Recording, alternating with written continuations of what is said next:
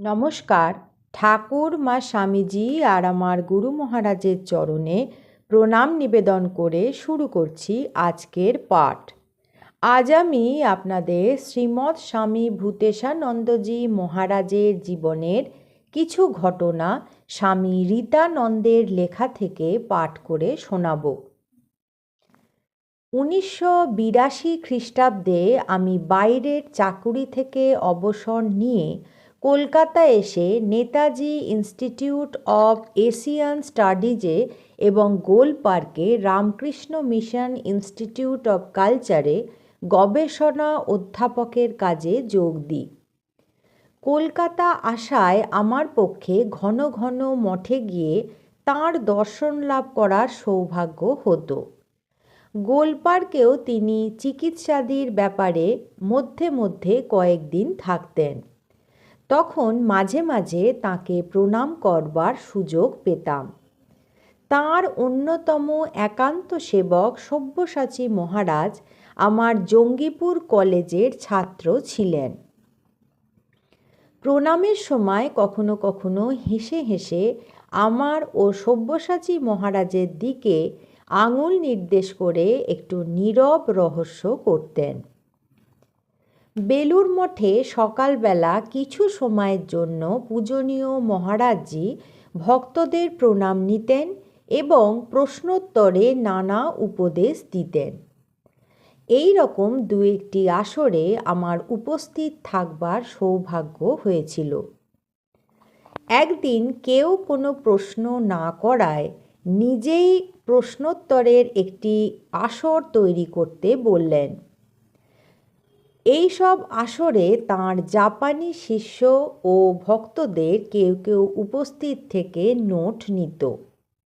একদিন তিনি বললেন, তুমি এদের সঙ্গে জাপানিতে কথা বলো।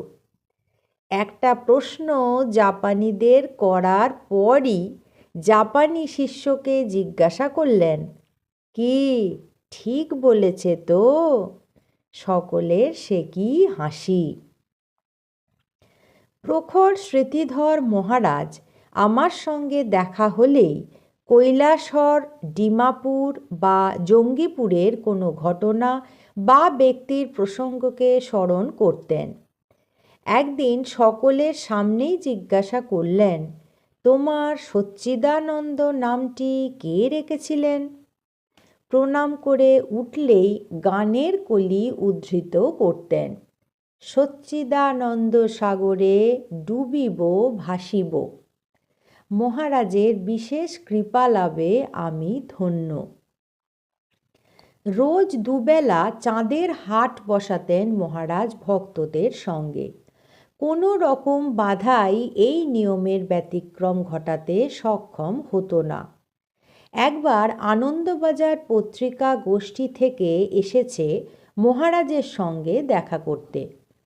সেবক মহারাজ বললেন, মহারাজ ভক্তদের হাত দেখিয়ে দিন, আনন্দবাজার থেকে লোক এসেছে আপনার কাছে। মহারাজ তখন বললেন, যে এসেছে তাকে বসতে বলো। আনন্দবাজার থেকে লোক এসেছে বলে কি তিনি আমাদের এই আনন্দের হাট ভেঙে দিতে চান? মহারাজ হাত দেখিয়ে দিলে ভক্তদের হাট ভেঙে যেত। খুব ব্যথা লাগতো তার কোমল প্রাণে। তিনি বলতেন, হাত দেখিয়ে আমি তোমাদের যেতে বলছি না, আমি তোমাদের আবার আসতে বলছি। তার উৎকণ্ঠা দেখে ভক্তরা বলতো, না না, আপনি যেতে কেন বলবেন মহারাজ, আপনি আমাদের আশীর্বাদ করছেন। শিশুর মতো সাময়িক আশ্বস্ত হতেন তিনি। খুব মজা করতেন এই হাত দেখানোর সময়। বলতেন, কোন হাত দেখাবো, কটা হাত দেখাবো, তোমাকে দেখাবো না কাকে দেখাবো, ইত্যাদি। সেবকের এক একটি উত্তরে উনি শিশুর মতো আরও প্রশ্ন করতেন। মূল চেষ্টা ছিল ভক্তদের জন্য আরও একটু সময় বাড়িয়ে নেওয়া। বলতেন, ওরা এরকম হুড়োহুড়ি করে এসে বসে, দেখতে খুব ভালো লাগে আমার। দাঁড়াও, ওরা একটু স্থির হোক। ওরা স্থির কোনো দিনই হবে না মহারাজ। আপনার আরও কাজ আছে, আপনি হাত দেখান। মহারাজ তখন বলতেন, আমার কোনো কাজই নেই। এই রকম একদিন ভক্তদের সঙ্গে কথা বলতে বলতে মহারাজ বলছেন, দেখো, তোমরা আমায় যেরকম ভালোবাসো, আমি ঠিক তোমাদের সেই রকমই ভালোবাসতে কি পারি? পারি না, কারণ তোমরা শুধু আমাকেই ভালোবাসো। আমাকে কিন্তু অনেককে নিয়ে চলতে হয়। এক ভক্ত প্রশ্ন করেছিল, মহারাজ, আপনি আমাদের উপর রাগ করেছেন? তখন স্বামী ভূতেশানন্দজি মহারাজ বলেছিলেন, তোমাদের ওপর রাগ করতে গেলে আমি যে হেরে যাব। মহারাজকে সুন্দর লাগছে বললে হেসে বলতেন, ওটা তোমাদের চোখের দোষ।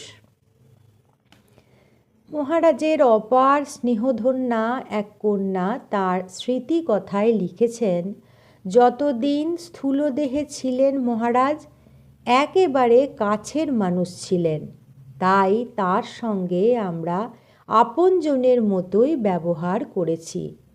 একদিন আমায় ডেকে তিনি বলেছিলেন, তুমি আমায় ভয় করো কেন?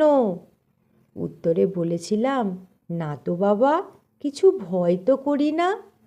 একটু স্মিত হেসে মহারাজ বলেছিলেন, তবে দূরে দূরে থাকো কেন? আমি তো তোমাদেরই। একবার মনে পড়ে তিনি তটস্থর লক্ষণ ব্যাখ্যায় বলেছিলেন, নদী তার ধারায় বয়ে যায়, কিন্তু তট থাকে অবিচল, নিশ্চুপ। তার কিছুদিন পরেই কোনো উৎসবের দিনে বহু ভক্ত অনবরত প্রণাম করছে, আর পরম পূজনীয় মহারাজ স্থির অবিচল হয়ে বসে আছেন। দেখে ভেবেছিলাম, বাবা, নদীর ধারার মতো ভক্তের স্রোত বয়ে যাচ্ছে, আর আপনি সেই তট।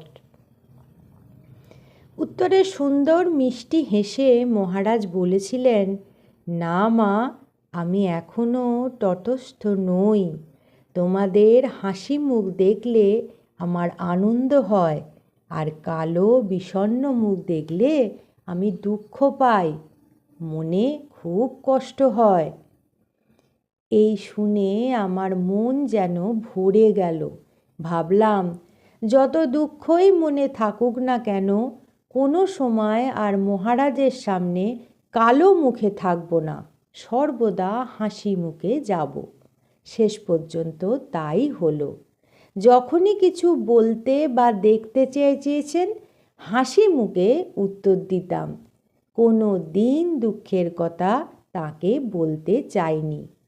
এই অভ্যাস আমাকে শেখালো দুঃখকে উপেক্ষা করতে। এ কি এক অদ্ভুত নূতন ধরনের শিক্ষা পদ্ধতি, শাসন না করে সম্পূর্ণ ভালোবাসার মাধ্যমে শেখানো। আজ এই পর্যন্তই।